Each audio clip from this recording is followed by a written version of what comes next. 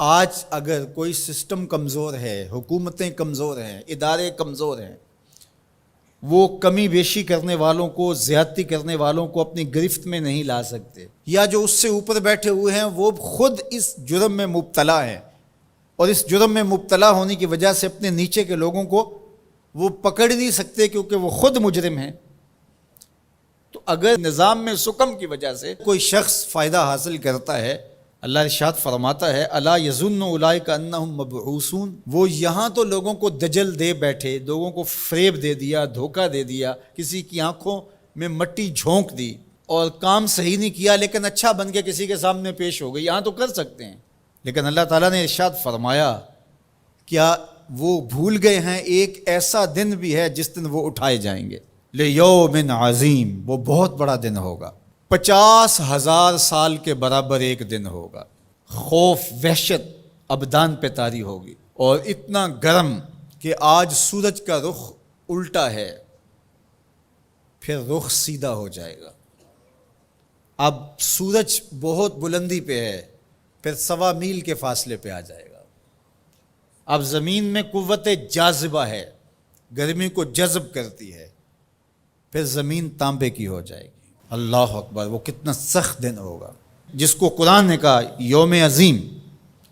اللہ کی عظمت و جلالت کے اظہار کا دن ہوگا، لیکن میرے حضور نے فرمایا کہ 7 اشخاص ایسے ہوں گے جنہیں اللہ اس دن اپنے عرش کا ٹھنڈا سایہ عطا فرمائے۔ ان میں سے نمبر 1 امام عادل، عادل حکمران جو انصاف کے تقاضوں کو بہر صورت پورا کرتا ہے اگرچہ قریبی ہی کیوں نہ ہو۔ دوسرا شخص وشاب نشأ فی عبادت اللہ، وہ جوان جس کی جوانی اللہ کی عبادت میں گزری۔ آج تو میرے جوان کی جوانی سوشل میڈیا پہ گزر رہی ہے، آج میرے جوان کی جوانی تو گلیوں چوکوں اور بازاروں میں گزر رہی ہے۔ تیسرا شخص وَرَجُلٌ قَلْبُهُ مُعَلَّقٌ بِالْمَسَاجِدِ، وہ آدمی جس کا دل مسجدوں سے جڑا رہتا ہے،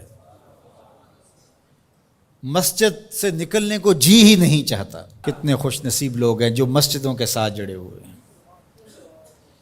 ایک روایت میں فرمایا جس شخص کو مسجد کی دیکھ بھال کرتے دیکھو، مسجد کی صفائی کر رہا ہے، وہاں پڑی ہوئی کوئی نامناسب چیز اٹھا رہا ہے، مسجد میں روشنی کا انتظام کر رہا ہے، مسجد میں خوشبو کا انتظام کر رہا ہے،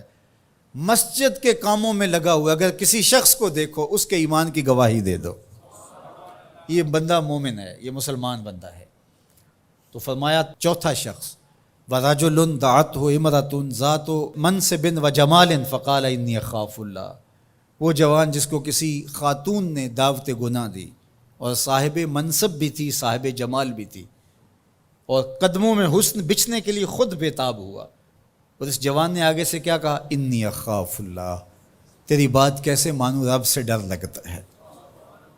تو حضور نے فرمایا قیامت کے دن جب دھوپ کڑک رہی ہوگی اللہ اس کو اپنے عرش کا ٹھنڈا سایہ عطا فرماتا ہے۔